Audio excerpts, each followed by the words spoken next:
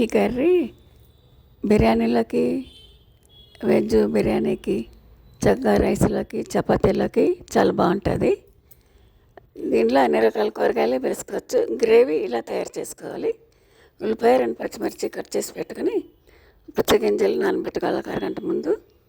దానిలోకి ధనియాలు, జీలకర్ర, 2 లవంగాలు, యాలక్కాయలు 2, చెక్క, కొబ్బరి ముక్క అన్నీ మిక్సీ పట్టి ఉంచుకోవాలి. ఈ కట్ చేసుకున్న కూరగాయలు గుత్తి వంకాయ కింద నేను కట్ చేసుకున్న వంకాయలని, దొండకాయలు, ఆలు, క్యాప్సికమ్ కట్ చేసి వేసి పెట్టుకున్నాను.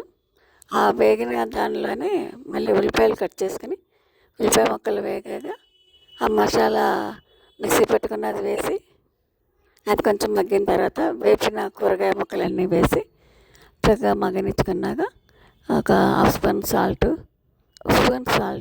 ఒక హాఫ్ స్పూను పసుపు, ఒక స్పూను కారం, ఒక స్పూను అల్లం పేస్ట్ వేసి కొద్దిగా మిక్సీలో ఇంకా ఉంటుంది కదా వాటర్, అది కొంచెం వాటర్ పోసి కలిపి అందులో కూరగాయలు దాంట్లో వేసుకొని బాగా ఉడకనిచ్చుకొని కొద్దిగా కొత్తిమీర జల్లి దింపుకుంటే బాగా దగ్గరికి రానిస్తే ఇది చపాతీలోకి గ్రేవీ కర్రీ అన్నమాట. ఇది చపాతీలోకి, బిర్యానీలోకి, చక్కగా అన్ని రైస్లోకి అన్నిటిలోకి కూడా బాగా పనికొస్తుంది. చాలా బాగుంది కర్రీ. ములక్కాడలు అయితే ఉడకబెట్టి కలుపుకున్నాను, వేగవు కదా. మిగతా కూరగాయలన్నీ అయితే దొండకాయలు, క్యాప్సికమ్, ఆలు, వంకాయ, మీకు ఏం కావాలంటే అవన్నీ కాలీఫ్లవర్ కానీ అన్నీ వేసుకోవచ్చు. కర్రీ చాలా బాగుంది.